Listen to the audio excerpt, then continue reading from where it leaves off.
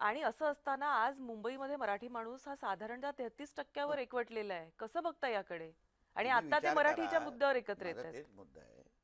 अगर मराठीच्या न्याय हक्कासाठी लढणारे तुम्ही दोघं होता, मराठी हे तुमची ओळखच आहे की बाबा मराठी माणसाला टिकवण्यासाठी आम्ही एकत्र आलेलो आहे. मग तुमच्या कारकिर्दीमध्ये 25-30 वर्षाच्या कारकिर्दीमध्ये मराठी कमी होणं आणि बांगलादेशी रोहिंगे वाढणं ह्याचा अर्थ काय? तुमच्या तुमच्या कामाप्रमाणे तर मराठी माणूस वाढला पाहिजे होता 30%नी, 40%नी, 60%नी. 1960ला मराठीचा टक्का काय होता हो? आज तुम्ही 33%वर आपण आलेलो आहे. हं?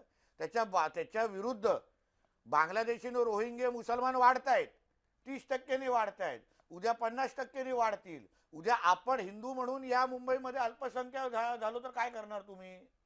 तेव्हा या ठाकरेंना कुठे शोधायला बसणार? हे जाऊन बसणार लंडनला. तेव्हा हे लोक आपल्याला येणार पण नाही भेटायला इथे.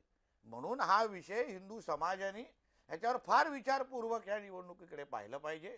हिंदू म्हणून आपलं जे अस्तित्व आहे, आज भारतीय जनता पक्ष महायुती म्हणून आम्ही जे लढवतोय, आज आम्ही महाराष्ट्रातला मुंबईतला हिंदू समाज ह्याला सुरक्षित ठेवणं, ह्याचा विकास करणं हा आमचा मेन मुद्दा आहे.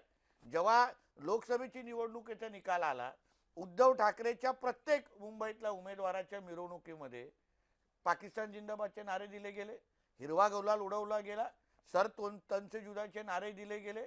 आता उद्या अगर ह्यांच्या ह्या मराठीच्या षडयंत्रामध्ये अगर आपण फसलो तर 16 तारखेला मुंबईच्या गली गलीमध्ये तुम्हाला सांगतो प्रत्येक वॉर्डमध्ये सर तन से जुदा आणि अल्लाह अकबरचे नारे तुम्हाला ऐकायला मिळणार आणि तुम्ही काही करू शकणार नाही. आता हे रस्त्यावर येऊन शुक्रवारचे नमाज पडायला सुरू केले ना, उद्या तुमच्या या वेस्टर्न एक्सप्रेस हायवेवर नमाज पडतील, तुम्ही काही करू शकणार नाही. तुमच्या घराच्या बाहेर येऊन शुक्रवारची नमाज पडतील, तुम्ही काही करू शकणार नाही. कारण सगळे अधिकार महापालिके म्हणून तुम्ही त्यांना एकदा या मराठीच्या नावाने अगर तुम्ही फसून देऊन टाकले तर उद्या तुमच्या हातातून सत्ता गेल्यानंतर ऋषालीजी तुम्ही ह्यांच्या काही करू शकणार नाही.